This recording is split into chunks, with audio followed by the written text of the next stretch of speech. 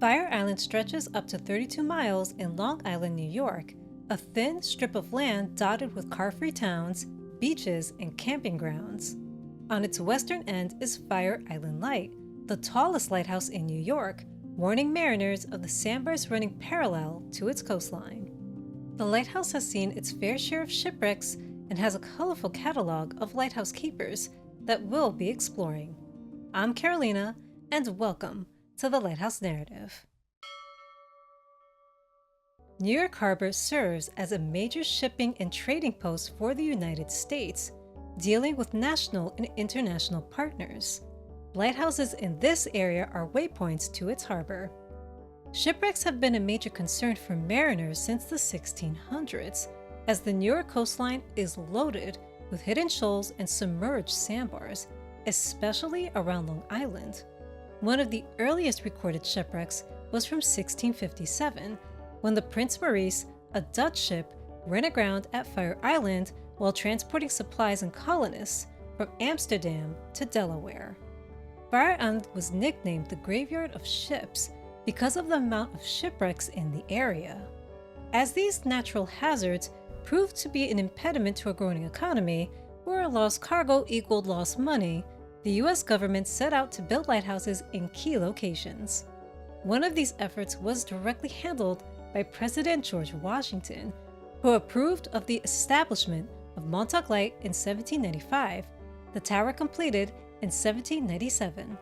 This one lighthouse wasn't enough to warn mariners of over 100 miles worth of obstructions off Long Island, so additional lighthouses were built in the 1800s. The first version of Fire Island Light opened in 1826. Its structural design was already used in other lighthouses, such as Sandy Hook, Montauk, and New London. A keeper's dwelling was built beside the tower, the total cost of the job just shy of $10,000. At this point in United States history, lamps and reflectors were the main lighting system. They were installed in the lighthouse, its light seen from a distance of 10 to 14 nautical miles. John M. Isaacs was its first lighthouse keeper, serving from 1826 to 1835. After he left, more than 100 keepers and assistants served during the lighthouse's active years. Some of these keepers had side hustles to generate additional income, which in some cases wasn't looked upon favorably in the eyes of their employer. One such case was with Felix Dominy, who took over as principal keeper after Isaacs left in 1835. He set up the keeper's dwelling as an inn to make extra money. He was so preoccupied with being an innkeeper and allegedly serving alcohol to guests, which wasn't allowed, that he was accused of neglecting his lighthouse duties. As a result, he was stripped of his position. He continued on as an innkeeper, building the first hotel on Fire Island known as the Dominy House, which burned down in 1903. As other keepers filtered in and out of Fire Island, its first lighthouse was heavily criticized by mariners. The windows of the lantern room were too small, the tower too short, the structure poorly constructed, and the light too dim to be of any use as a navigational aid. These complaints continued for years, until one particular shipwreck spurred Congress to act. The Elizabeth, a 530-ton vessel, sailed from Livorno, Italy to New York City with some hefty cargo, including oil paintings, silk, marble, and almonds. Early in the journey, the captain died of smallpox, so his inexperienced first mate Henry Banks took over as interim captain. When approaching New York, he confused Fire Island Light for a lighthouse in New Jersey and misdirected the ship during a fierce storm, causing it to crash into a sandbar around 3:30 a.m. on July 19, 1850, just 3 miles away from the lighthouse near Point Woods. The force of the crash caused the marble to eject through the hull of the ship, flooding the hold. As the tide rose and the ship was pounded by the waves, life-saving attempts were dismal. The volunteer lifeboat crew stationed nearby couldn't find safe means to reach the ship, so they urged passengers to come to shore by using wooden planks to float in the water. When spectators gathered, they were more interested in the cargo than the passengers trying to stay alive. After 2 hours of barely any action, passengers tried to save themselves. Many of the crewmen, including Henry Bangs, jumped overboard, but not all followed his lead. What made the shipwreck so infamous was the loss of a prolific woman, Margaret Fuller, a famous author, scholar, and feminist. Margaret didn't know how to swim, so she remained on board with her husband, her infant son, and 4 other sailors. More than 10 hours later, as the ship broke apart, they all drowned, and of the 21 passengers, 14 survived. Following the incident, more than 40 people were arrested for stealing cargo, and the shipwreck made national headlines. The outcry spurred the construction of taller lighthouses with better lighting apparatuses, as well as better training for lifeboat-saving crew. On March 3, 1857, $40,000 was allocated to build a new 168-foot-tall lighthouse at Fire Island. It went into service on November 1, 1858. It was built from brick, coated in cement, painted a creamy yellow color. The stairwell to the watchroom made of cast iron, and the lantern room equipped with a first-order Fresnel lens, its light visible from 21 to 24 nautical miles away. Fresnel lenses were created in the 1820s and were a vastly superior lighting system to the argon lamp. A first-order Fresnel lens is the largest size offered through the system, of which there are 6 official sizes. The larger the lens, the brighter the light shone and the farther the light could be seen. The new keeper's dwelling was 2 floors, had an attic, a cellar, an oil room, and a connecting room to the lighthouse, so keepers didn't have to go outside to tend to the light. The principal keeper occupied the west side of the dwelling, while the assistants occupied the east side, living alongside their families. As for the original 74-foot-tall lighthouse and dwelling, they were demolished, their materials reused to build a raised terrace where the new lighthouse and dwelling sat on. To further distinguish itself from other lighthouses on the East Coast, the tower received a new paint job in 1891, displaying alternating bands of black and white, its current iconic appearance. With how important the lighthouse had become, the Lighthouse Board purchased a bivalve Fresnel lens from Henry Lapoot's shop as an upgrade, having it first displayed at the 1893 World Columbian Exhibition in Chicago.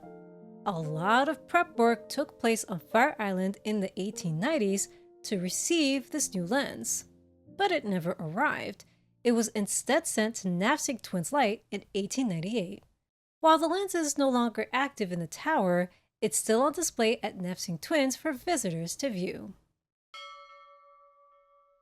Fire Island Light is a land-based lighthouse, but it suffered from isolation like its offshore counterparts in the 1800s. There weren't any towns nearby where keepers and their families could easily visit and interact with other people. This wasn't the only problem either. It was difficult for the Lighthouse Board to employ keepers for long stretches of time. To smooth out frustrations, an official from the board visited Fire Island to inquire why finding applicants was so challenging. The answer? With how tall the lighthouse was, many were afraid it would topple over. One particular case was with J.E. or Samuel Holst from Bay Shore. This will sound silly, but fearing death inside the tower, Holst only accepted the job if his wife and daughters were allowed to hoist him up and down the exterior with the use of a chair strapped to some rigging. I mean, that's some pretty hardcore fear. His logic was, quote, "If it falls over, I can die in the open and not in that brick tunnel. That's my proposition.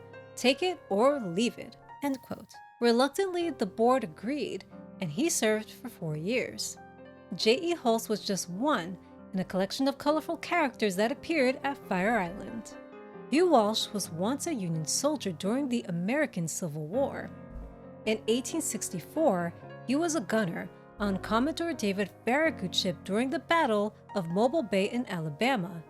In the assault, he lost his leg to gunfire. Years later, he joined the lighthouse service, stationed at Fire Island in 1871 as a second assistant keeper. He was then promoted to first assistant and transferred to Navesink Twins Light in 1872. When he transferred back to Fire Island as principal keeper in 1873, things started to go downhill. It's believed his appointment was politically motivated. His physical limitations and lack of mechanical knowledge made him less than ideal to handle issues with the lighthouse. He relied heavily on his assistants, who helped him avoid trouble when he couldn't figure out how to manage the Fresnel lens. He only lasted until 1874, when he was transferred to Robins Reef Light, and alas, he still couldn't make the cut as a lighthouse keeper, so he was dismissed once and for all in 1877. While reasons for his dismissal appear obvious, there was another possibility, especially since the timing lined up: anger management. Hugh was a violent drunk. At some point in his lighthouse career, he married and, for reasons unknown, grew jealous of his wife, beating her in a drunken rage. He was arrested and jailed for 6 months at a penitentiary in Brooklyn, New York. Even though his sentence was short, he wouldn't make it out of prison, as in 1878, Hugh hung himself in his cell. Another Civil War veteran, Seth R. Hubbard, worked his way up from assistant keeper positions in 1869 to principal keeper in 1874. While he was in the war, his mother-in-law took care of his wife and children, and as a thank you, he built an outdoor brick oven for her to bake bread. But this gesture of kindness was marred by thievery.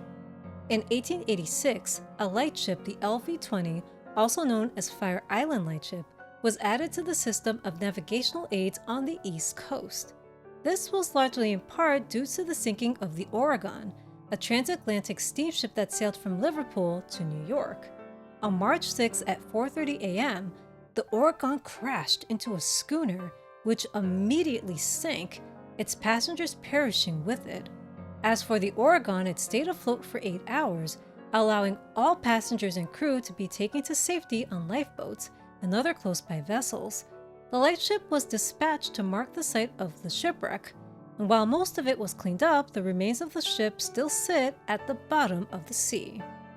A report was sent to the Lighthouse Board that Seth had been storing stolen property taken from the shipwreck. When Lieutenant Commander Mackenzie arrived at the lighthouse to investigate, Seth greeted him with a letter of resignation. The letter explained that he had a heart condition, but this was just a cover-up to hide all the property he stole and to escape accountability. The investigation revealed that Seth had taken silverware, 52 handkerchiefs, 65 neckties, 12 black shawls, and 289 yards of fine lace.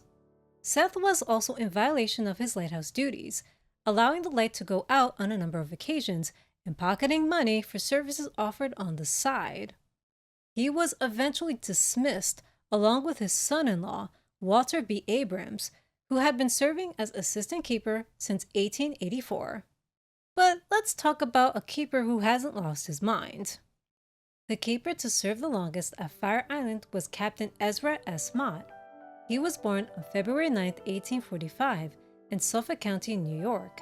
His life started out as a farmer before engaging in the coasting trade as a sailor at just 17 years old.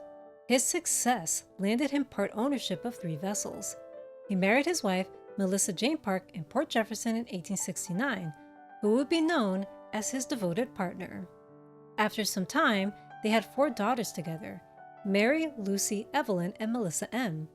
The last daughter only lived to 13 years old, having passed away in 1885.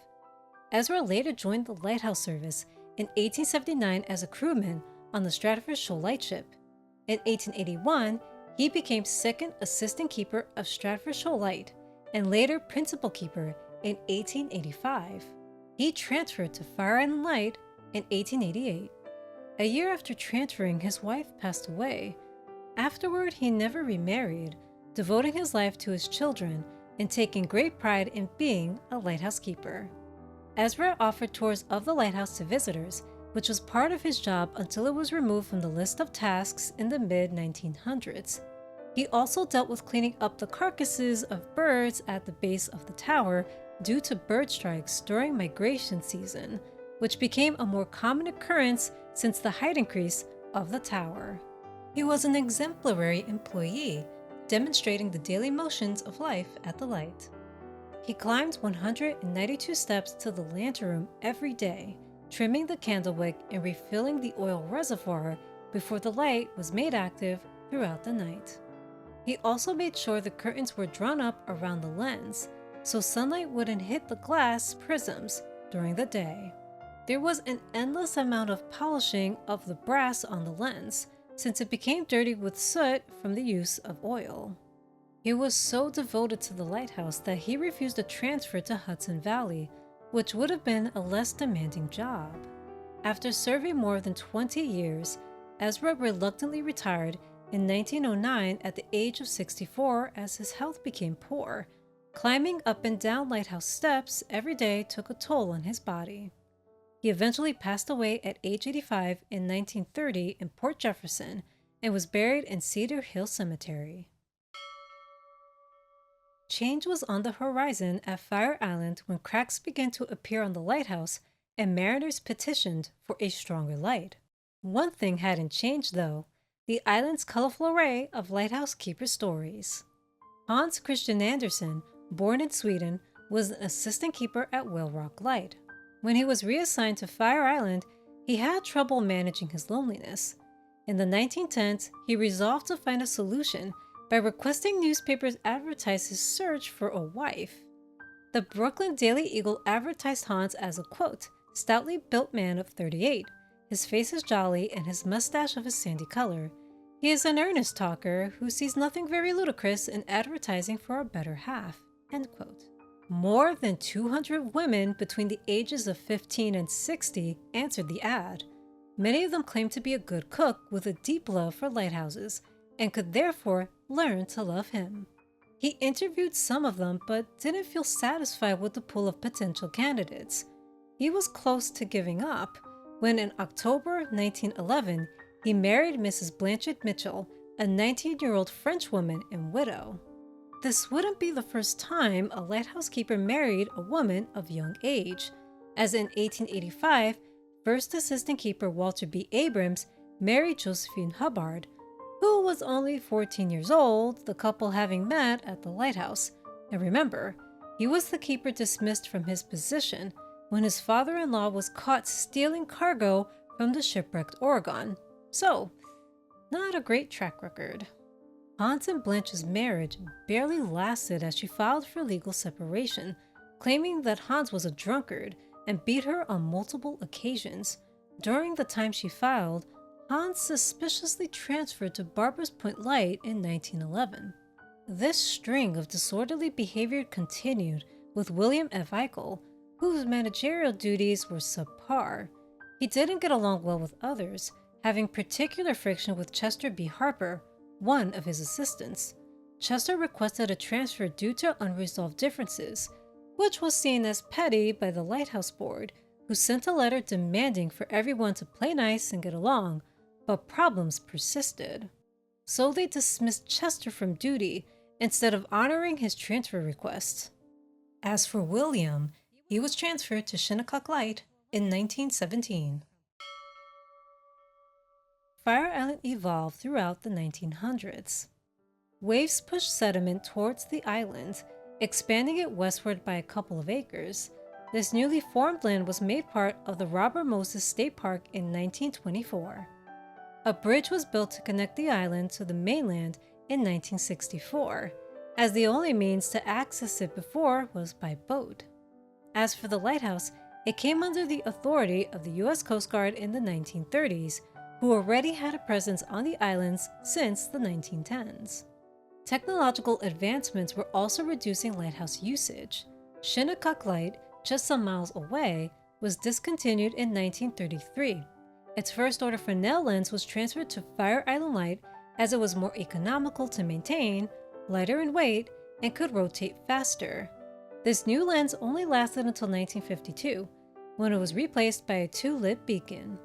Fire Island's original lens was sent to the Franklin Institute in Philadelphia to be put on display. When Fire Island was electrified in the 1930s, staff at the station was reduced until none was present by 1969.